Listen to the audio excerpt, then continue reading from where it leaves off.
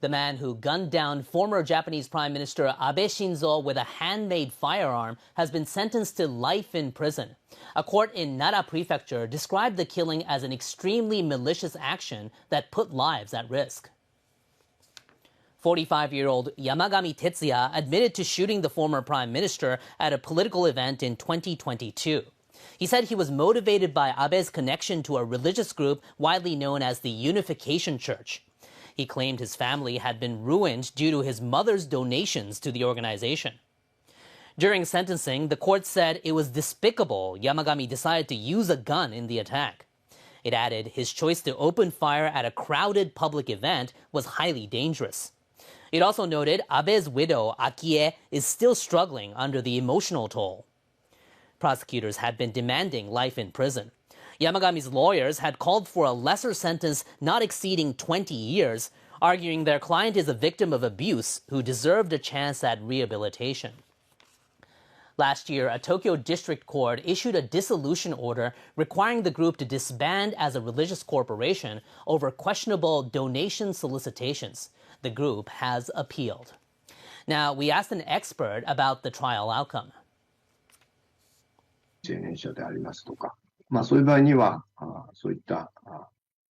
I don't think the defendant's upbringing has had that big of an effect on his character. If he were a minor, you could argue that his upbringing could have shaped him as a person. But in this case, he is an adult and already a member of society. He also should have a basic understanding of what is expected of him in society. I understand that he has a lot of anger toward the group, but that does not excuse the fact that he committed murder and that he can escape responsibilities for his actions.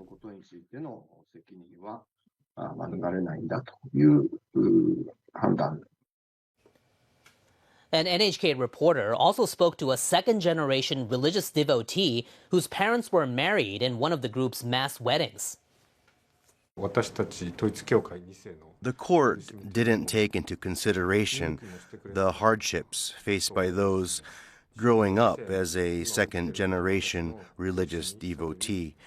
I'm worried that the plight of people like us, our experiences and struggles, may now be forgotten.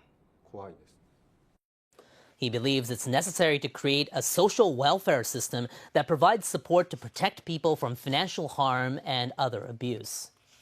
Now, the ruling on this landmark case was handed down not far from where Abe was shot. As NHK World's Miyamoto Rikuya explains, the case has gripped the nation. Rikuya brings us the story from Nara.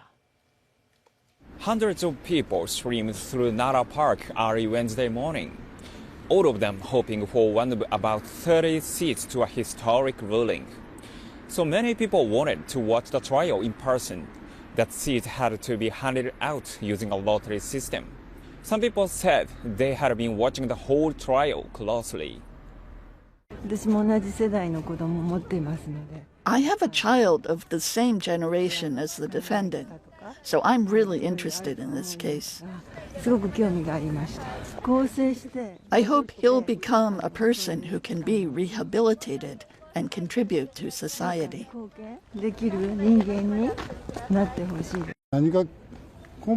I want to know the main reason this happened. I think there are elements of politics and religion. It's a case that remained in the public eye since Yamagami Tetsuya's arrest. And as the judge continued to read out the ruling, police encircled Nara district courts to make sure the public stayed back. One woman outside told NHK she thought the sentence was a little heavy. She pointed out the defendant admitted to the crime when the trial began, and said that signals he might feel some remorse.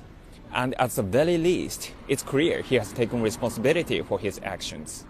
Yamagami's crime sent shockwaves through Japanese society, and his life sentence marks the end of one of the most important murder cases in the country's modern history, unless he decides to appeal.